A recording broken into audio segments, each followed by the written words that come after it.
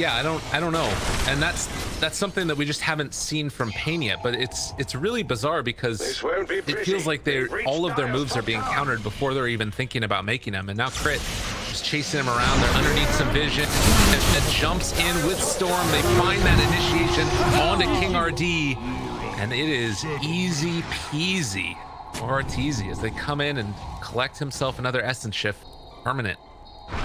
Like, watching how this game is playing out, this is kind of why I wanted Pain to play Storm. Yeah.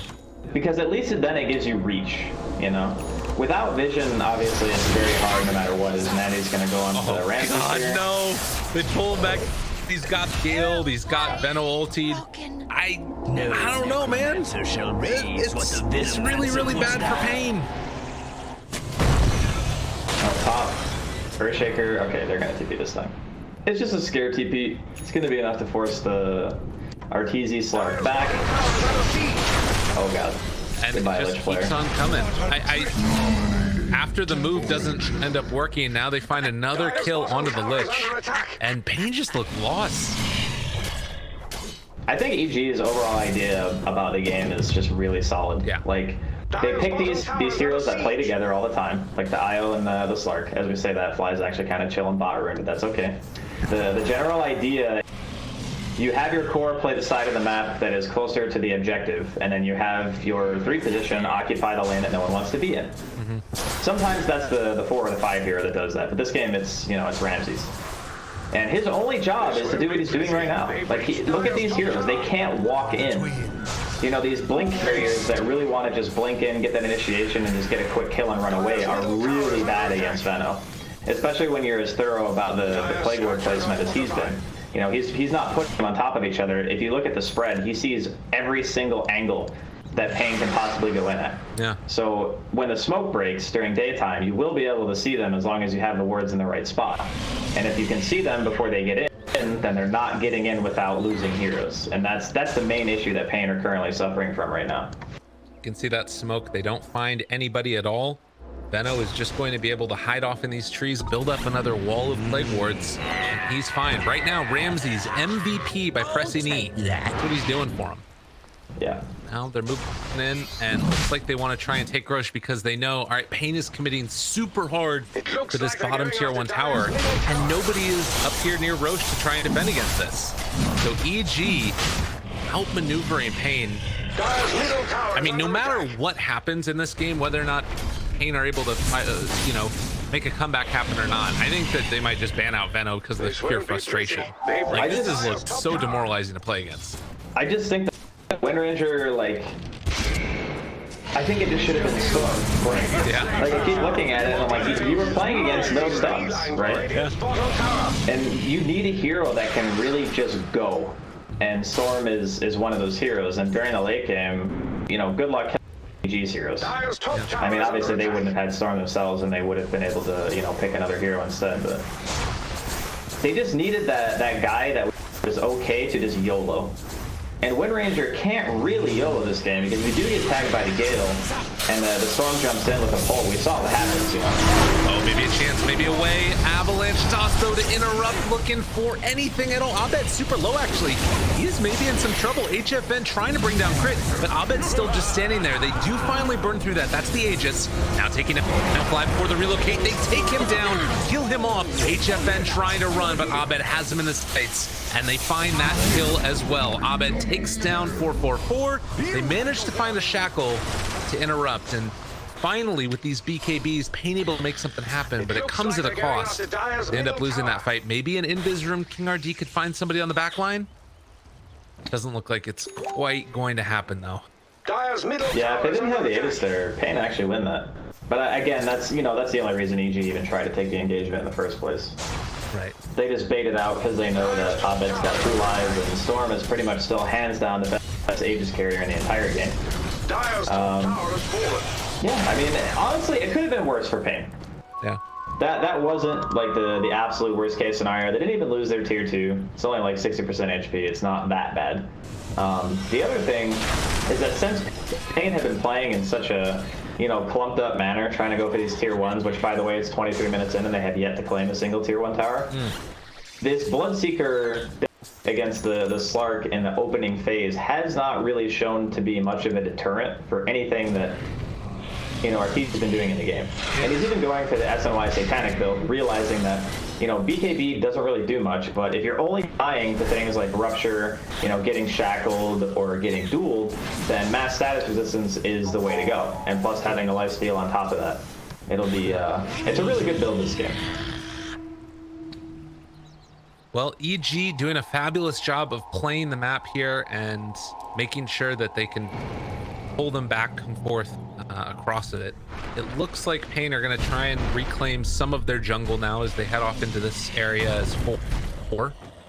The EG ward up here on the top lane is finally going to expire as well.